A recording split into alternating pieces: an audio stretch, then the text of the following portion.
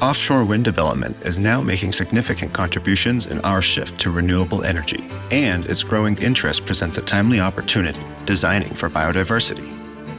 Net positive impact for biodiversity has seen success with many land-based projects, and if we can develop net positive concepts for the marine environment, then we can build offshore wind projects that produce thriving ecosystems as well as clean energy. This is a transformational proposition to change the way we deliver power.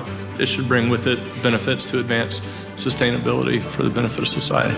But conversations on this topic are sparse, isolated, and spread across the globe.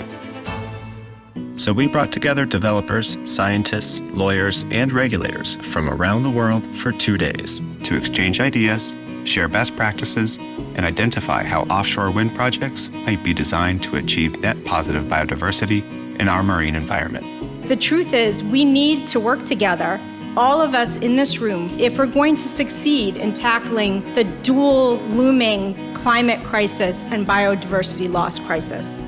We all need to accept the responsibility, and we need to use big areas of focus that we can see a change in over relatively short periods of time. To watch the full conversation, dig in on panel discussions and audience Q&A, go to the link on screen and we'll see you there.